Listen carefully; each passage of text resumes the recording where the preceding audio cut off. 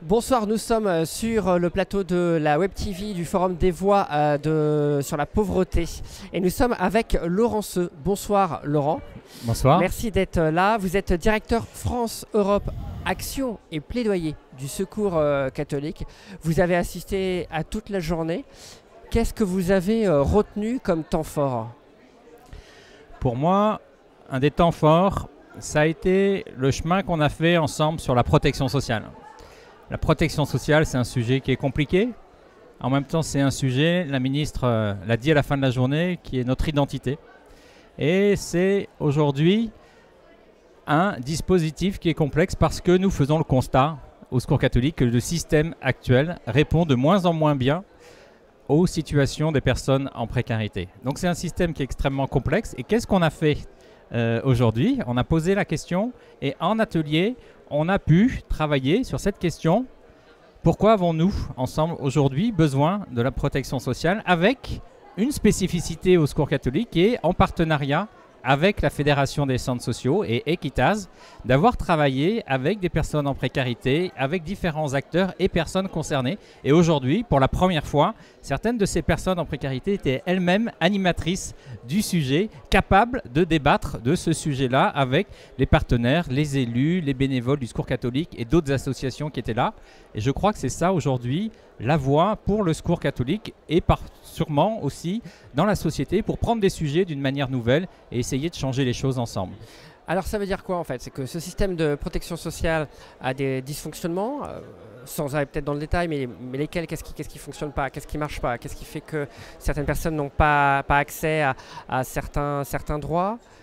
C'est-à-dire que le système de protection sociale a pu être pensé à un moment comme pouvant répondre aux besoins de tous. Il s'est avéré que ça n'était pas le cas. Et donc on a recréé, on a plutôt mis des sparadraps sur le système, sur un autre modèle qui n'était plus la base assurantielle prévue pour tous, mais une base plus assistentielle. Et donc il y a un certain nombre de personnes qui ont des droits, mais qui viennent les demander et qui ne se sentent pas solidaires de la même façon qu'avec l'ensemble des autres personnes.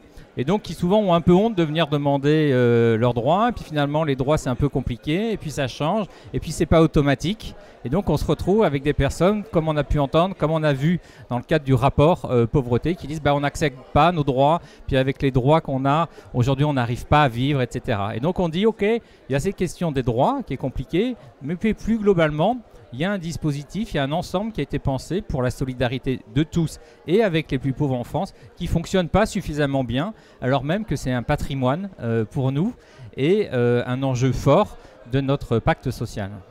Et alors, est-ce qu'il y a dans cet atelier, d'ores et déjà, est-ce qu'il y a des pistes qui ont été dessinées pour améliorer ce système ou en faciliter l'accès?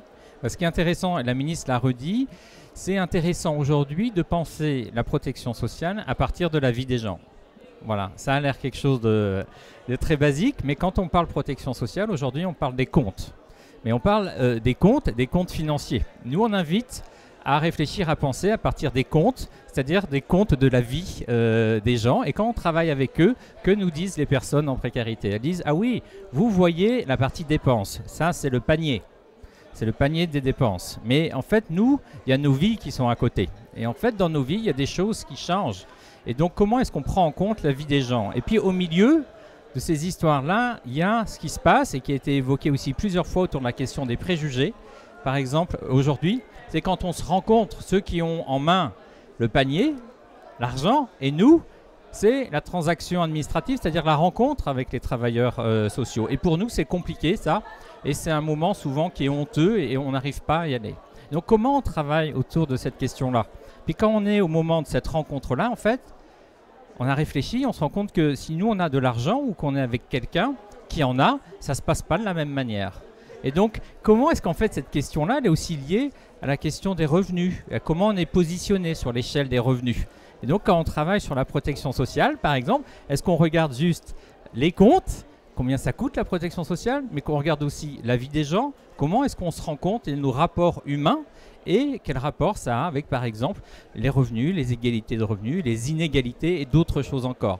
Ce que je dis, c'est qu'en fait, on n'a pas encore développer des grands principes de refondation, mais on a déjà vu avec les personnes et en travaillant qu'il y avait un certain nombre de sujets et de questions qui étaient reliées et qu'il fallait pouvoir traiter ensemble pour qu'on puisse se réapproprier cette question de la protection sociale ensemble. Merci beaucoup pour ce témoignage, Laurent, sur une protection sociale plus ajustée et plus efficace. Je vous souhaite une très bonne soirée. Merci. Merci.